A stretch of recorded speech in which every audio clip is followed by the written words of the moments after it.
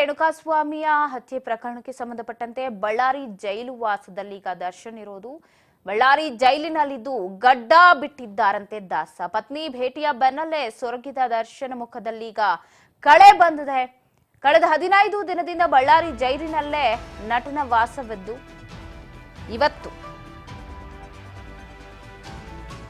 ಪತ್ನಿಯ ಮುಖವನ್ನ ನೋಡಿ ಸ್ವಲ್ಪ ನಿರಾಳರಾಗಿದ್ದಾರೆ. ಹೈ ಸೆಕ್ಯೂರಿಟಿಯಿಂದ ಹೊರಬಂದು ವಿಜಯಲಕ್ಷ್ಮಿ ಅವರನ್ನ ಮಾತನಾಡಿಸಿದ್ದಾರೆ.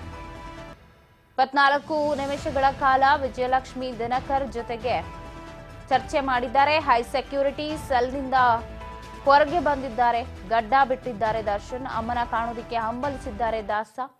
ಸಹೋದರ ದಿನಕರ್ ಬಳಿ ದರ್ಶನ್ ಹಾಗಾದ್ರೆ ಏನ್ ಕೇಳಿದ್ರು, 24 ನಿಮಿಷಗಳ ಮಾತುಕತೆಯಲ್ಲಿ ಏನೆಲ್ಲ ಆಯ್ತು? ಹಾಗಾದ್ರೆ ಪ್ರಸಾದ ಅಷ್ಟೇ ಅಲ್ಲ, ದರ್ಶನ್ಗಾಗಿ ವಿಜಯಲಕ್ಷ್ಮಿ ಅವರು ಸಾಕಷ್ಟು ತಂದಿದ್ರಂತೆ. ಬಳ್ಳಾರಿ ಜೈಲಿಗೆ ಹೋಗಿ ಇಂದಿಗೆ 15 ದಿನ ಆಗಿತ್ತು. 15 ದಿನದ ನಂತರ ಈಗ ದರ್ಶನ್ ಅವರನ್ನ ಭೇಟಿ ಮಾಡ್ಲಿಕ್ಕಂತ ವಿಜಯಲಕ್ಷ್ಮಿ ಜೊತೆಗೆ ದಿನಕರ್ ಇಬ್ರು ಕೂಡ ಒಟ್ಟಾಗೆ ಬಳ್ಳಾರಿ ಜೈಲಿಗೆ ಆಗಮಿಸಿರೋದು.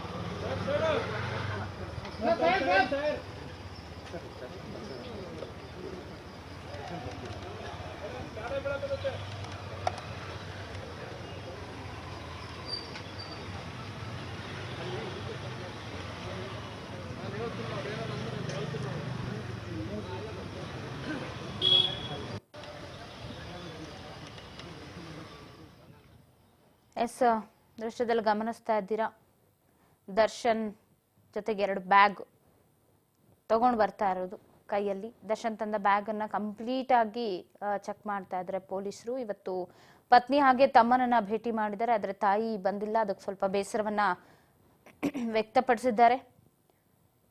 ಬಳ್ಳಾರಿ ಜೈಲಿಗೆ ಹೋದ ನಂತರ ಇದು 2ನೇ ಬಾರಿ ಭೇಟಿ ಆಗ್ತಾ ಇರೋದು ಪತ್ನಿ ವಿಜಯಲಕ್ಷ್ಮಿ ಅವ್ರ ಜೊತೆಗೆ. ಇವತ್ತು ದಿನಕರ್ ಕೂಡ ಹೋಗಿದ್ದಾರೆ. ದಿನಕರ್ ತೂಗುದೀಪ್ ಕೂಡ ಅವರ ಜೊತೆಗೆ ಹೋಗಿದ್ದು ಸರಿಸುಮಾರು 24 ನಿಮಿಷಗಳ ಕಾಲ ಮಾತನಾಡಿದ್ದಾರಂತೆ.